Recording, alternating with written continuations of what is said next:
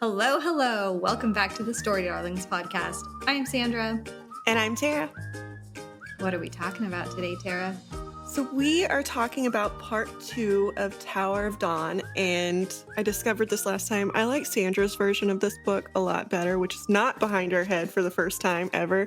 But like the new book cover on this one is so much better. It's got the tower. This one's just like a little owl. Like I mean, not that that's bad. It has like very meaningful value in the book, but it's just, I don't know, it reminds me of the Guardians movie with the little owl, like warriors or whatever. Yeah. So anyway. This is gonna sound so bad. I never realized it was an owl on the cover. For some reason, I assumed it was what was Chaol's on his sword pommel? I don't remember. It's like a falcon or something. I'm like, oh yeah, it's the Chaol book, so it's just like Chaol's Captain of the Guard symbol. Nope, not very astute observation, Sandra. Yeah, and like I would say that this is somebody else's book. I mean, Chaol is a big part of the book, but I think that this is like a book dedicated to somebody else. Interesting. Hold that thought. So I have to quickly plug our previous videos. So last week we talked about part 1, which is called The God City, which covers Yrene and Chaol's arrival in Antica. So if you missed that, definitely go back and check it out. We also have discussions for all of the previous books: The Assassin's Blade, Throne of Glass, Crown of Midnight, Heir of Fire, and is that it? Storms. Did we cover that? Yes. No, like, what timeline are we in? Yeah. Okay. Queen of Shadows and Empire of Storms. Yes. Yeah, I was like, I feel like we just covered Empire of Storms. It's all blurring together. We've only got Kingdom of Ash left, guys. One book left. Isn't that crazy? I looked at the back of it and I'm like, yep, nope, I am right. We did read a Storms book. It went so fast. Part 2 is called Mountains and Seas, which has a special meaning, which I love, and we'll talk more about that later. I need to start reading what the part is called, because I didn't realize for a while that they had names in and of themselves. And Sandra keeps saying, oh, and this part's called, I'm like, did I miss something? Yes, it's a page in there. It tells you what it's called, guys. The funny thing is, I don't think Throne of Glass was split into clean parts. I think she started doing that in the second book or so. So, yeah. But this book opens with Yrene and Sartak arriving in the Eriadune Eyrie, and I'm probably going to butcher every single name or place in this book just because I'm not familiar with them as much as the other one. And we meet a few new characters of note. There is Borta. Is that her name? Or Borte? I think it's Borte. Borte, the Hearth sister. Her mother, the Hearth mother, I can't say her name either, Hulun. Yes. And then a mysterious merchant named Falcon Inar. And essentially, there's different plot lines going on. This one, they receive news that rook eggs have been disappearing and that the spiders in the southern continent have been active. And Yrene and Sartak are there to find out more about the Volg, why they might be in the southern continent, and to get the aerial army if they can. You want to add some color? Yes. So I commented that the first half of this book was very, very slow. It was a lot of mental like things going on. The second half, however, there's a lot. There's a lot. Again, we're back to Sarah J Maas just like inundating you with like spoilers and Easter eggs, and one of those is who Falcon is. And there are 2 kind of Easter eggs where Falcon is concerned, but the first one comes up right after we meet him, and we find out that this is the man that was at a marketplace, and Selena Sardathian visited with him, and he gave her that little piece of spider silk. So this is the guy that we met. I don't remember what book, but in the past, I think it's Assassin's Blade. And he wanted to get his 20 years back from the spider that he sold him, the spider silk. And so that is his mission right now, is he is trying to track down the spiders so that he can kill one and hopefully get his 20 years back. And then I'm just gonna go out on a limb and say that Sartak may be like my second favorite person in these books because he is just so like adorable throughout this. I like him a lot. I like Adian a little bit better because he's a little sarcastic, but Sartak is really good too. So Sartak is a prince, literally, but also figuratively. He is a prince. One of my favorite parts was when they first arrived, and everyone knows the story of Neith's arrow because Sartak has been talking about Nesrin nonstop, apparently, and then promised them that she was going to be arriving there before even getting her okay that she was actually coming. And it was just like this cute little exchange between Sartak and Nesrin because there's like all of these little flames and flirtation going on between them, and he has such a crush on her. It's so cute. he does. And later on in the book, he mentions that and he's like, I forgot what he said, but it was along the lines of like, from the moment I heard stories of you, like I fell for you. And I'm like, oh, that's so cute. Like he was hearing the stories of Neith's arrow and falling in love with her without ever meeting her. Nesrin deserves that. There's a comment someone made later in this book. I can't remember who said it, but they basically said that Nesrin was his Chaol's kind of fallback girl, like something to kind of salve his wound because of everything that happened between him and Aelin. And so she deserves this happiness. Yeah. She does. And I know Sandra promised me that I would have better impressions of Chaol after this book. And I do. I do. However, they're still not up there. Like, it's better, but I still have some very, very big qualms with Chaol, too. That's fair. That's fair. You're allowed to not love him as much as I do. That's fair. I mean, it's better. I don't want to murder him if I ever did meet him in public, but it's still not up there. I'm Yrene at the very beginning of this book with Chaol right now. Still, he's growing on me, but have some concerns.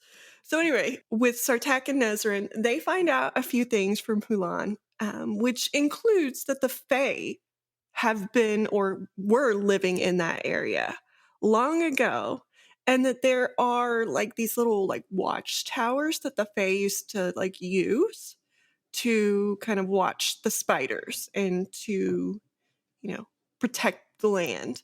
And so Sartak and Nesrin are to go look in these watchtowers to see if there's any information about what's going on and why. And she also mentions that the spiders are Volg or Volg creatures of some sort.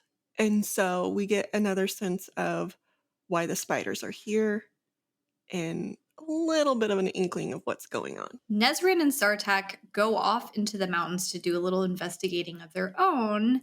And so they get to the first Fae watchtower and they discover writings in the old language, the old Fae language, and they have no idea what it means. So they're in the process of jotting it down when they hear a voice say, "Look up." And that's what the translation had said. I think it was in blood. There was like blood smeared, like old, I don't know, some blood staining going on. And so they look up and there's this giant spider and a little scuffle ensues and they are saved by a wolf. And you want to talk a little bit about who this wolf is? Yes, so it is a large gray wolf that pops out and saves them from the spider. And he then shifts back into Falcon. So Falcon is a shapeshifter, and much like Lysandra, he is going to come in clutch a lot. At first, Sartak was a little bit of an ass to him, though. Because he has a very big bias against shapeshifters because he says that they are thieves and just all around bad people, spies, things like that. And so he has a bias against them. And he's not very nice to him, which makes me feel bad because Falcon just saved his life and he's being an ass. Like, chill, dude, chill. Sartak's one and only mark against him is just giving Falcon a hard time for saving him. It's kind of that prejudice that Lysandra had seen too. Yeah. And I did make a comment because we have not seen too many shapeshifters around. And so I made a comment, and this is going to come up in the future, but I was like, is he related to Lysandra? Mm, mm, mm. And so I did write that down because I was like, wait a minute. Yeah, learning that he was the merchant and then a shapeshifter, I was just like, ooh, ooh, ooh, ooh, this has to have something to do with her. Mm-hmm. But yes. Falcon is badly injured from this, isn't he? Like they take him back. He's bleeding out on Kadara's back, and it takes them the better part of a week to heal him. Yes, and the amount of sulking Sartak does because he has to take him back on Kadara is hilarious. He's acting like a little toddler not getting his way and like he's just sulking. And I think at one point Nezrin calls him out and she's like, if you don't stop it, I'm leaving with him. Like, we're done. And finally Sartak's like, fine, whatever. Meanwhile, back in Antica, Yrene and Chaol are still doing their healing process. It's a daily thing for them. It's almost become ritualistic. And then Chaol is also helping train the healers and the other soldiers and that kind of thing. And they're trying to research the origin of these texts, I guess, that they had gotten from Nusha in the old library. And Nusha tells them that if they want to start at a place on the southern continent where they might find out more, that they should probably venture around the caves in the northern Oasis because there's a lot of ancient ruins and that kind of thing up there. So they start plotting a way to get up there, which kind of coincides with a special little event. What is it? Yes.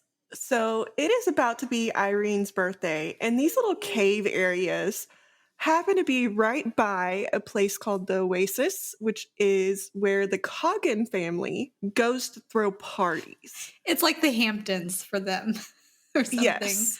And it is their property. So Irene's like, you know what? I could probably trick Hussar into throwing me a birthday party so that we can go up there and chill for a little while. And so she does. So Hussar throws a little party because I don't think anybody has to like convince Hussar to throw a party. I think she's down at all times. But she throws a party for Yrene, and Chaol comes with them. And at this point, Chaol and Yrene have gotten a little closer. They've shared a few kisses, right? Yes. Up until this point. Mm-hmm. Yes. And I love the whole scene of them traveling to the desert on horseback. And Chaol has been getting more and more movement in his legs. And he's on this little hell child of a horse called Farasha. That's the name of the horse. It's like this dark horse. It's a mare, very spirited. And they go horse racing, he and Yrene, across the desert as they make their way to her birthday party, which is so not Yrene, by the way. Her only other option was Chaol was basically like, okay, well, you could just cozy up to Caution. I'm sure he would give you an invite. And she's just like, really? I'm not going to lead him on. Before that, though, we see that Yrene and Chaol's healing sessions are going really, really well because there's a point in the book where they have a little tiff, and I forgot what the tiff was over, but they have a little tiff, and Yrene basically tricks him into walking because Chaol is pissed and Yrene is pissed, and Yrene keeps goading him and then backing away. And so Chaol, being the stubborn little jackass that he is like trying to get to her, and he starts walking. And Yrene figures out that this is a way to get him to walk, and she keeps backing up, goading him and backing up until she hits the wall. What started all of this was the Coggin is finally out of mourning for the loss of the youngest daughter. And so he appears at dinner, and at dinner, they're talking about all of the politics and news that are coming from the northern continent. And someone lets loose that Chaol had a little fling with the Queen of Fire herself, Aelin. And they're teasing him like, oh, so she picked Dorian, huh? I think it's Hussar that's giving him shit about it, but Argan is also enjoying it. And so it's, Yrene sitting there at the dinner table next to Chaol, like, really? You had a romantic fling with the queen? And he's like, keeps kneeing her under the table, like, I'll explain it. And so emotions are kind of growing in that sense. And then he gets a letter that was it Nezrin and Sartak were staying like another 3 weeks. So he's very annoyed by that. And then he also, is this where he goes and meets with the Coggin and gets basically told go away because he tried to trick the Coggin? Yeah. He crashed the council meeting and was like, here's a trove of Aelin's treasures. We'll buy all of we'll double the order of fire lances that Rolf was ordering on behalf of Aelin. And the Coggin ain't having that. He basically has Shen, his guard, wheelchair Chaol out of there. And it's just a very, I don't want to say emasculating kind of scene for Chaol, but it definitely hit him really, really hard. And he was grumpy about it. So then when they're in the room and he's just not being very pleasant around Yrene, she decides to bring up the whole, oh, okay, so you and Aelin. And then they just exchange some pretty mean words too. Like, I forget what he said exactly to Yrene, but I was just like, really, Chaol? You're going to say that to her? But she took it in stride, though. And she got him back. That's where I have a hard time with Chaol still. Like, at every turn, he gets a little bit emasculated and he throws barbs, just like he did with Aelin. Like, you know, it didn't go his way. He told her she was worthless and that all these deaths are her fault and blah, blah, blah. And it's like he hits the hardest that he can possibly hit any chance he gets. For sure. I think what I like about his character is he's so flawed. I think out of all of the characters, he's probably the one where his vices and his insecurities just show up even stronger than other people. And I don't know. I've really appreciated that because he does have redeeming moments, but he is far from perfect. Like, he knows what to say to get under your skin and hurt you, which I'm guilty of doing this. I have said very hurtful things to people and I regret them very deeply, but yeah. I have a question for you, and this is very, very serious. Great. Do Hussar and Argus remind you of anybody? That they're like shit stirring and they're partying and they're like. Can I say like my own family, like my own sister? Oh, I was going somewhere else because your sister doesn't do it in a funny way. Whereas I find Argus and Hussar in a little bit of a jesting way, especially at the dinner with Hussar, like, haha, you know? I feel like Argan is a little bit more serious about it. So he might be more like your sister, but like Hussar, I feel like she's just doing it because she's bored and she wants like attention. Yeah. Is it her wife, Renya? Such a patient woman. Such a patient woman in the desert when they went up for Irene's birthday. And they were just, the conversation was getting very stiff and serious. And then Hussar makes a comment about Chaol's disability, essentially. And Yrene got so offended and insulted on Chaol's behalf and shoves her into the pool. And they're just like, oh my fucking God, she is about to die. And then Renya just speaks up with a comment to lighten the load and then diffuses. Caution steps in too and starts laughing and like diffuses it too. Yeah. Love that scene. Do we want to talk more about the birthday party and what goes on? Because there are a few things. There's some really fun things that happen at the end of it, but they do find out. Good for Chaol. Some spicy things, in other words, guys.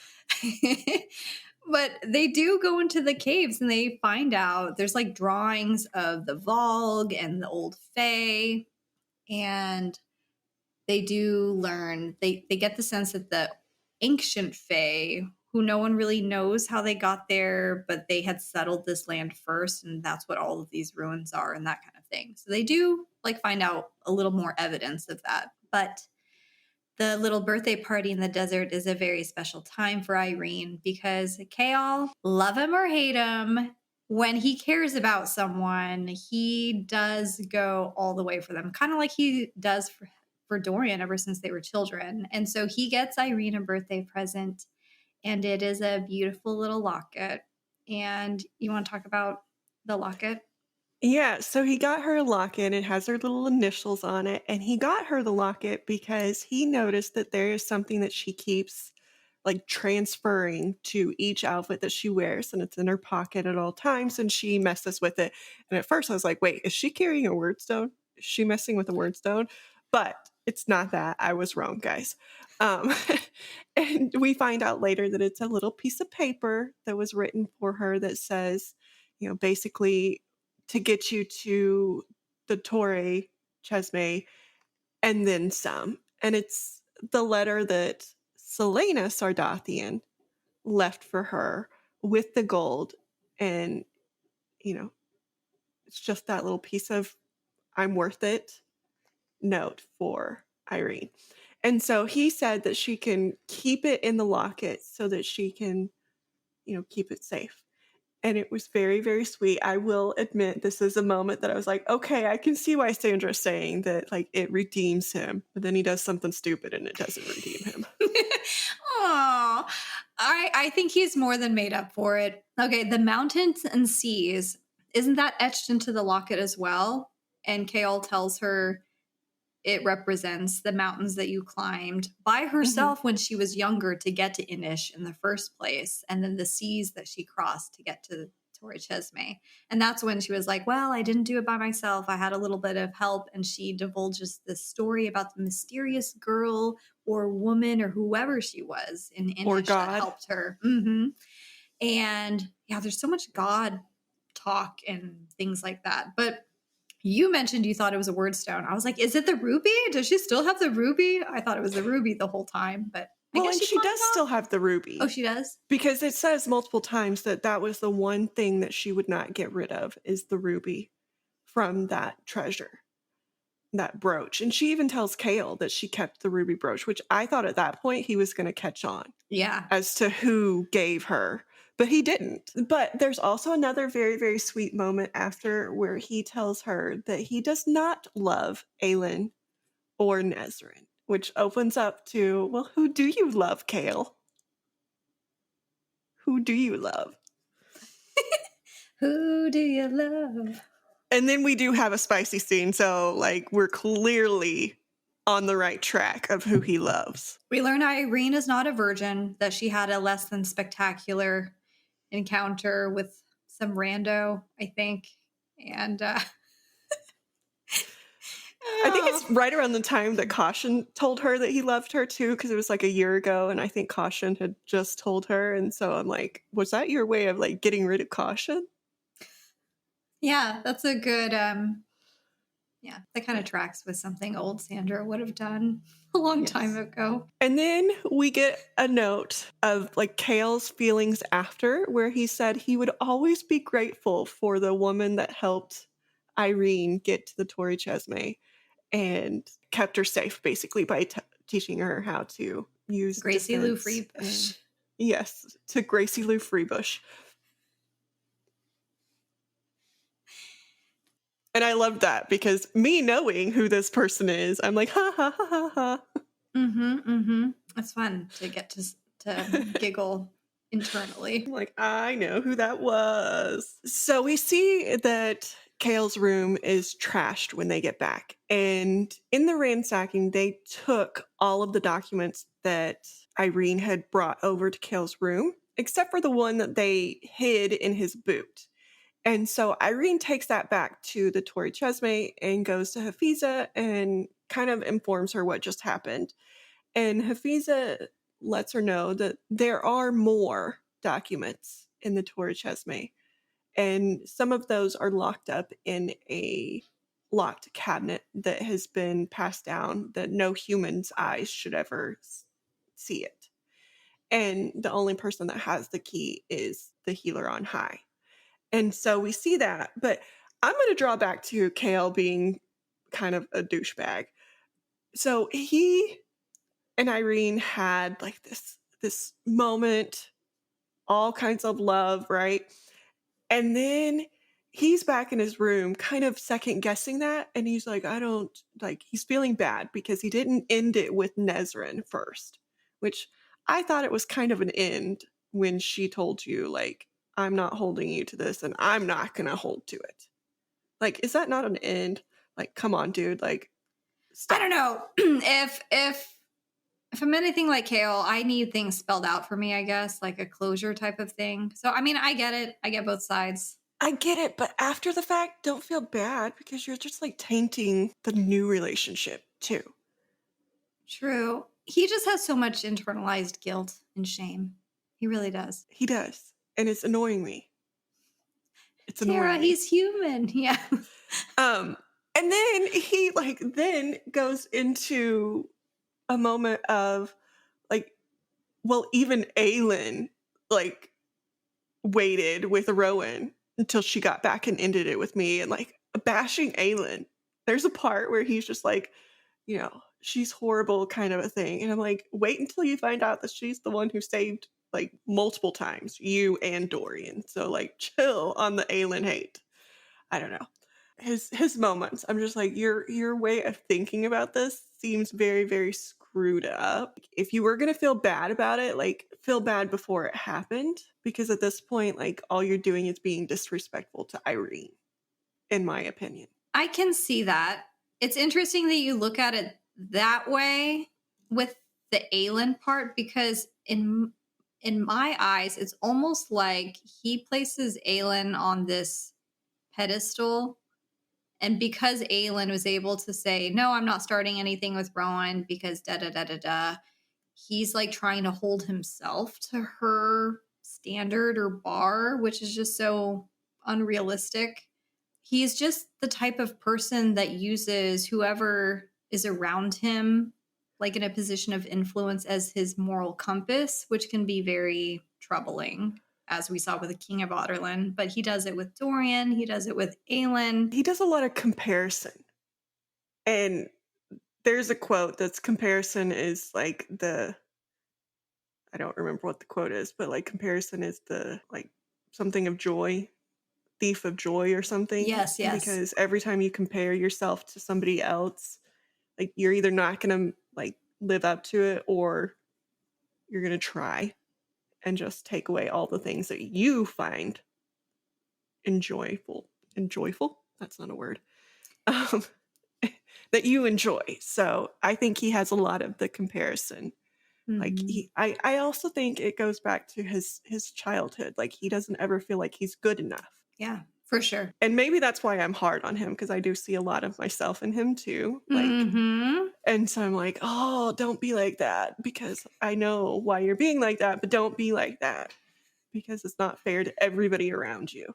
Yeah. And so that one, I didn't like that. I didn't like how he was reacting to it. I can see if he was reacting before, but like after, I feel like that was just like a kick to Yrene. And I'm like, please don't do that. Please don't go backwards. You're moving forwards. Don't go backwards. I mean, he does have his way of showing Yrene that he cares. Like the conversation that he was having with the siblings at the dinner table, and they're talking about what transpired. Aelin appeared in Skulls Bay, and he's just like, literally what we talked about the last episode. Like, I just named a place that she would never show up. And lo and behold, that's where Aelin appears. And there's this epic sea battle that happens. And she obliterates every ship with her firepower.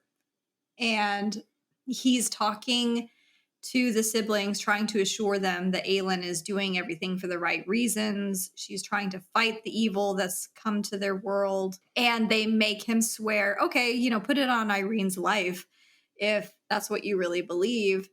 And he's not willing to swear it on Yrene's life, just for like even the tiniest hint of doubt that he would have about Aelin's intentions. Motives. He's not willing to do that for Yrene. Yeah.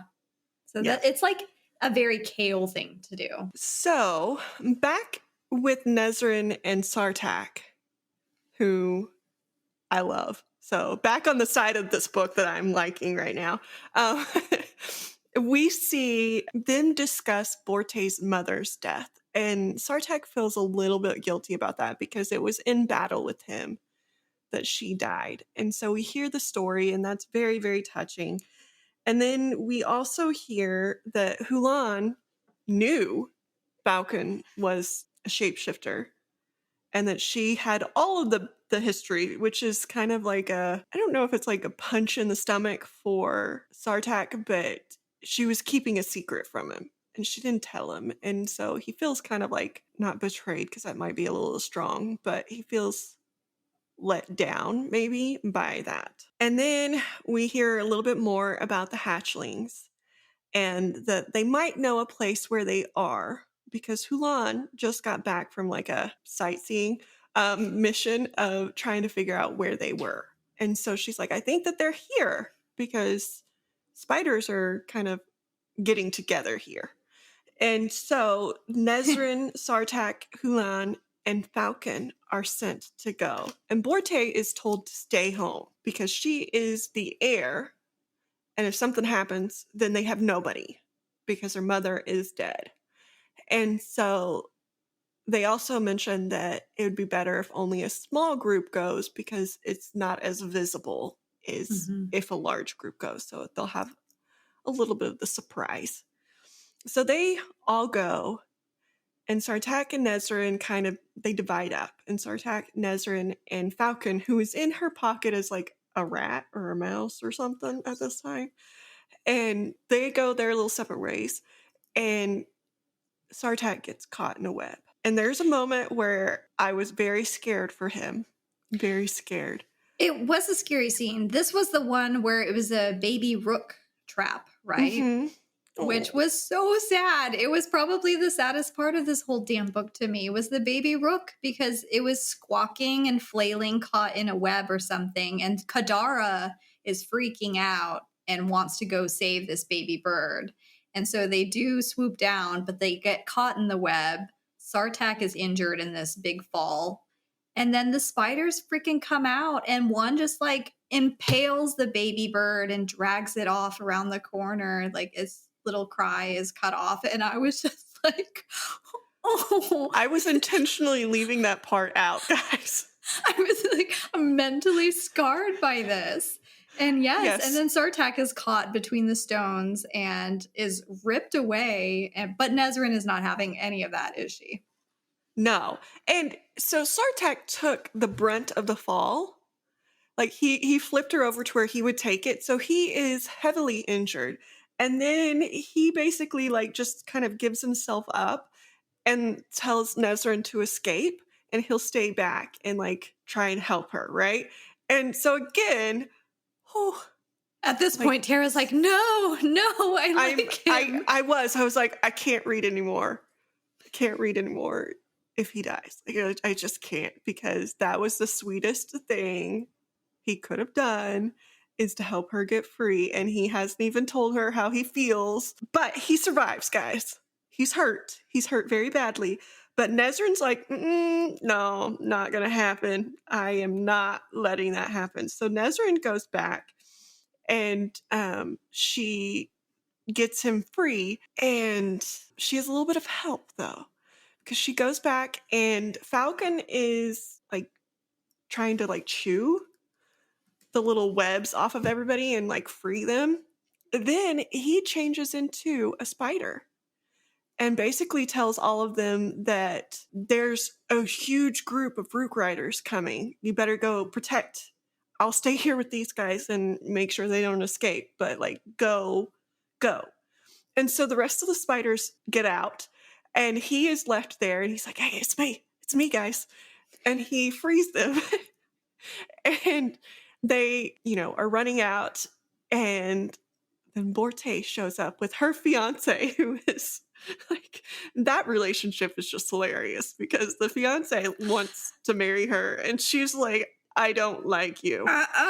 Yeah, she is so mean. They're mean to each other. It's so funny.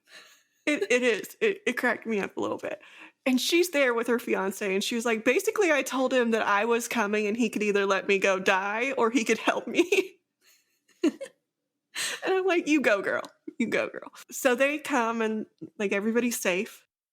That was an important scene for a couple reasons. It's while they're imprisoned, still have the bindings on them, the web bindings and stuff. They hear the spiders talking about the history of the Volg and how they came to this world. And so we find out bitch Queen Maeve is actually a Volg fucking queen who married the oldest of the Volg kings, Orcus, who apparently is locked away on the other side of the word gate, but that she has been running from the three kings, including Erewhon, as she discovers new worlds and tries to, in her own way, like expand Volg Empire, I guess.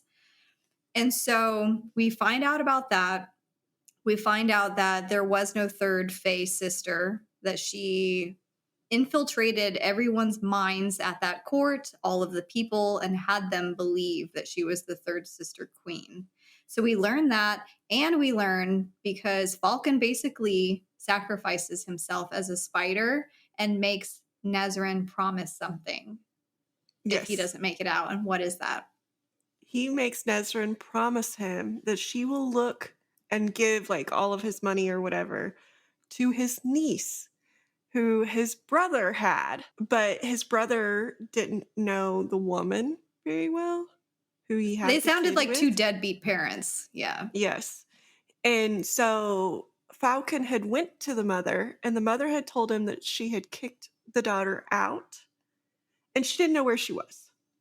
And then she died. Didn't give him a name. Yeah. Yep. He had a brief description of the little girl, though. But we also find out a couple other things to do with Maeve. So Maeve was married to the oldest Volg king, and she is a queen, which I got the impression isn't too like common. Like, 'cause she was powerful, and the women, I didn't get the sense, were very powerful most of the times. So everybody wanted the Volg queen, like all three of the brothers, and she chose the oldest, right? And so she also told the spiders to stay there in case anybody came back through the gate that was there. And so we find out that there might be some sort of portal to the Volg nation there, or Volg world. But then we also hear an answer to a question Yrene had, which is, where are the other two and what happened to them? Where are they? And it was that Maeve kicked them out and sent them back. Before Brandon took the key. Yeah. So then we do know that they are on the other side of the portal. They're not waiting to like help their brother or anything. So at least we're only dealing with one Volg king at the moment, and now a queen. Which she seems like the baddest of them all, though. I mean, she's made it this far. And then, so to kill all of the spiders, we see a bunch of arrows going with fire. And poor little Sartak is just cutting off his hair to catch it on fire to send it. So he's getting a haircut in the process. But that is how they like end up escaping all of the little spiders, is they catch them all on fire, because we know that they hate fire, the one thing that they can't abide. Yeah. So I found it amusing that Sartak got a little haircut. The whole scene, you're just like, oh no. So not only does Aelin have to fight the bad Iron Teeth witches, apart from the 13 that have joined her cause, she has this armada. She has all of these, silent assassins, all these people on her side. But there's a freaking Volg king. There's a Volg queen. There's who knows how many of these Stygian spiders, which are the handmaidens of the Volg queen. And there could be more portals, because they mentioned there are several rips or tears in different places. So there could be something like that. It's just the magnitude of everything Aelin is going to have to accomplish, even with all of her allies. It just feels a little bit daunting, which makes their need for an ally with Antica and all of that much more important. Even greater. Mm-hmm. But on a positive note, Sartak tells Nezran that he loves her. Yes. Which is, yeah. He's a good As Sandra one. said, Nezran deserves it. And I love the fact that Sartak tells her. You've seen Game of Thrones, right? I've seen an episode of Game of Thrones. Okay, have you seen the pictures of Daenerys when she's with the Dothraki warriors, the Mhm. horse warriors? This continent and like the aerial out cavalry and Mhm. the horse warriors and stuff that they're trying to Of ally with, it caution. reminds me of that very much. Mhm. I kind of picture Sartak like that, but with a little funniness to him. So, back to Chaol and Yrene. Yrene, we find out a little bit from some scrolls and from Chaol's memory, which is that the owl, which is sacred to Silba. Silba, I spelled that wrong. So, Sibla. yeah, I was like, wait a minute, that's not what it's supposed to say. Silba has popped up in the past, and it's popped up on what's it called? The little tapestry, that's what it's called. A little tapestry that was important in Aylin's journey from the very beginning. And basically, we find out that Silba is responsible for the ring that cannot be like mind controlled or whatever by the Volg. The ring that we Killed. thought, This is the ring yeah, that was protecting Chaol when he was yes. mortally wounded. And we thought it was made for Athros by Mala, which is so Athros is the one that Maeve was supposedly in love with, right? And Mala was her sister, I guess, something. I I can't don't keep the god remember. stuff straight. Anyway, so we thought it was made by Mala, and actually it was made by Silba, and Athros was her kind of person. We also learn because Yrene comes to her own little epiphany in a way. It's after she's talked with Hafiza, she goes to do some thinking and pondering in the womb, which is kind of like a steam, like hot springs baths in the caverns. And so she's down there, and isn't it kind of like a divine intervention type of scene where she hears like the bells ringing? And so Mm-hmm. she follows where the bells are, and she finds an ancestor of hers from 250 years before named Yaffa Towers, like sees that name written there. And she's just like, oh, like this can't be anything but a sort of divine intervention. Like she is on the path that she was destined to be, kind of thing. Which also, she comes to the realization that the Volg are like parasites, and she has figured out a way that she can cure Chaol. Or at least she thinks she Mm-hmm. can. Which she actually does, She but she does. gets Mm-hmm. poor Chaol. So she actually figures out a way that she could do it with Kale, but there was special circumstances because she was in love with Kale, and she's like, I can try on you because special circumstances. But she thinks she can do it on others too. Mm-hmm. And so she goes back up to speak with Hafiza and realizes Hafiza is missing. Poor Hafiza. And so they go and look for Hafiza. And who is holding her? Some crazy pregnant bitch. So the Oh. Volg, who has been, in the Coggins territory, is actually Duva.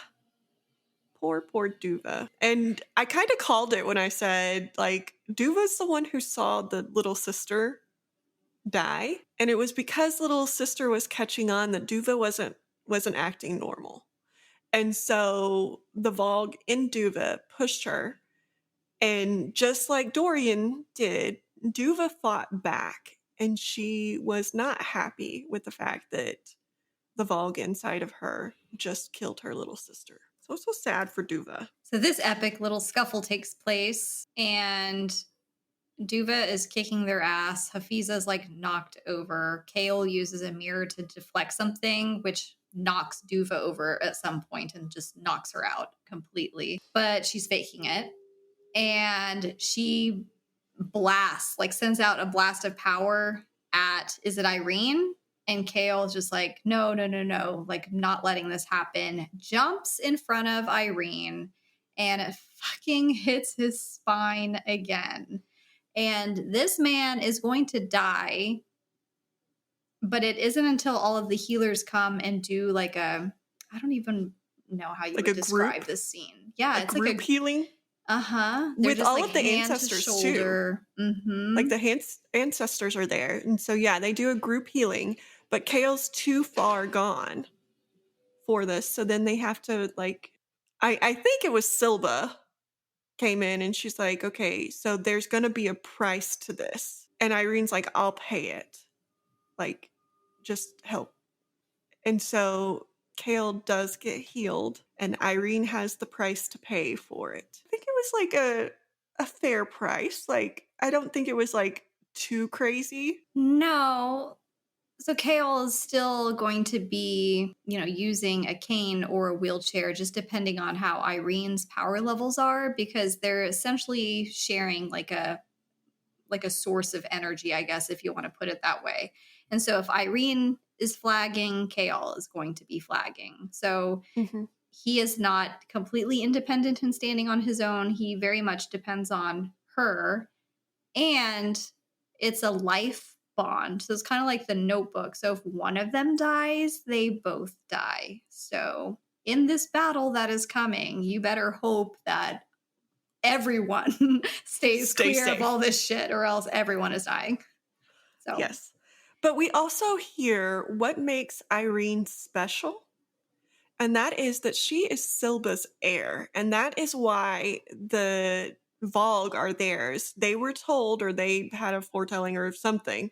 They knew in some way that Silba's heir was going to come, and that was the person that could basically heal Vogue and get rid of them. And so they had been kind of waiting. They heard that she came to the Tory Chesme, and so they were waiting for her to like do something to prove that she was Silba's heir, and then they were going to kidnap her basically and take her back so that they could use her for their own. because Maeve has already been accruing a bunch of healers of her own Mm-hmm. back in, what is it, Yeah. Wendlin or wherever she is. So she definitely has a plan for all of the healers. And all of this god stuff though. So like Nezrin with Neith and Aelin with Mala Firebringer. And then you have Silba with Yrene. You have all of these parallels with these gods, and they keep talking about how no one knows where these ancient fae came from, where all of these ruins and stuff that they find. It just makes me wonder if the gods are like actually the first fae entities or something. This is something that I've been thinking about. Well, and the gods have been leading everybody to where they are. So the healers that are at the Tory Chesme, it said that the Fae bred the healing powers into the people there. So, like, they are descendants of those Fae. And what I could figure out. And that's how they have the healing powers, is that the Fae passed them down. And then Yrene being Yrene, she tested out her little hypothesis and healed Duva. So Duva is now Duva again. And all of the little Coggan's children and the Coggan himself are very, very thankful for the fact that she not only saved his daughter, but like got her back. That was the first time I saw Hussar genuinely nice and happy to everyone. Just so excited to have her sister back and to have figured out what happened with the youngest, that she really did not commit suicide, that this had happened to her. So they do win over everyone and get them on their side. And I appreciated, because this whole book is kind of dealing in the fact that there's only one Coggan and the other children are kind of left out and, might be put to death, might be sterilized, might be whatever their children killed. And at this moment, they're all together except for Argon, who's like, well, like, really, should you? Like, dude, shut the hell up. There has to be one sibling. But so they're all together and they say, never Duva. Duva was the best of us. And so it pulls them together in like a tight knit bond to where they're not going to kill Duva. They're not going to kill Duva's little baby, whoever gets picked for the Coggan, which is nice to see. Like, they're all going to be able to have their own space. Yeah. And then we go and Nezrin comes home and she meets with Chaol and she's happy for Chaol and Chaol's happy for her. Yeah. So that's a good little meeting. And then she goes and she finds her dad and her sister and her nieces and nephews at her uncle's house. And Sartak comes in. And it's so cute, guys, because the whole like street is like, oh, Kadara, Kadara. And then they notice that the prince is there. And her aunt is like, I told you, I told you. And he is there to basically tell Nezrin that he got selected for heir after telling his dad that he was gonna be with Nezrin. And if he, like, his dad didn't want him to be, then, like, too bad, so sad. And his dad's like, fine, be heir. And so he basically proposes to Nezrin. I'm so glad that Nezrin gets to be a princess or royalty, because ever since she set foot in the southern continent and it has felt like her home, she is overwhelmed by all these feelings, her history, her family's legacy, and her stories keep preceding her everywhere she goes. And so she's already beloved in that sense and celebrated. You know, it's kind of like Yes. Yrene. When Irene's going about town, everyone's like, oh my God, she's like a celebrity. It's like, oh my God, it's the heir to the high healer. The date scene with Chaol was like one of my favorite scenes. When they first went to dinner, they were so cute and shy about like going to dinner together, and they're just like being kind of touching fingers and stuff. It's very innocent. I thought it was kind of cute when Nezrin's dad came out and Sartak is standing there and he like tries to bow to him and he's like, no, it's fine. It's fine. And then Nezrin does when he tells her that he's the heir and he's like, never from you. I'm like, oh, They're so cute. And the end scene, probably my favorite scene, because it finally gave so much closure for me when it came to Chaol. It hit me in the feels because everyone has been through so much. Yrene had been through so much until Selena kind of swaggered into her life, you know, a few years back. And you want to describe what that scene's like, because they're standing on the ship getting ready to go back to the north. So they are sailing to the north, and there is a funny little part where Chaol mentions that he's been vomiting, and he's like, but at least I have a healer to like help my upset stomach. And man, I wished I had a healer like a week ago because my stomach was like not nice to me. But so he did that, and then it's mentioned that they got married before they left. And so Yrene is now the Lady of Westfall. And so that's cute. And then she finally lets him like see the note that she's been carrying, and he recognizes the handwriting. And he kind of just starts like tearing up and crying, and like his emotions are hitting him because he finally knows who helped save her. And it was the woman that Won he's his been heart. in love with and then like angry at and then okay with and then angry at, and then like all the feels are hitting him. And he recognized it, and Irene's like, why are you crying? Like, it's not that big of a deal, dude. And he's like, I'll tell you about why I'm crying. And so that is super, super cute. And then it doesn't go into the fact that he tells her, but he's like, I'll tell you over dinner. And he's like, but it's a long story. And she's like, those are the best. It was the perfect way to end Tower of Dawn, because it was a parallel to exactly what happened at the end of Empire of Storms, where this off-scene wedding happened between Aelin and Rowan, and then it's Chaol and Yrene experiencing the same, except for this one had a little epilogue at the end, which is bad news and sad and disturbing. Yes. But yeah. I do agree with Sandra. That last scene kicks up my happy feelings for Chaol. Like, if we'd ended on the scene where he was just like feeling bad about him and Yrene getting together, I would not have had positive vibes for Chaol still. Like, more positive than before, but still, like, it's annoying how he reacts. But this last scene where he finally owned up to it and he saw that his happy could and is worthwhile. Yeah. I saw growth.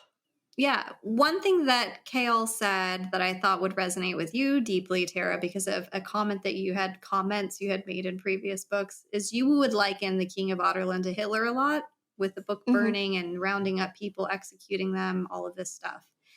and Chaol being on the wrong side of history. And he's talking to, I think it's probably the siblings, and he's talking to and just fessing up like, I Mhm. was on the wrong side of this for a very long time. Don't make the same mistake I did, basically, and having that exact speech.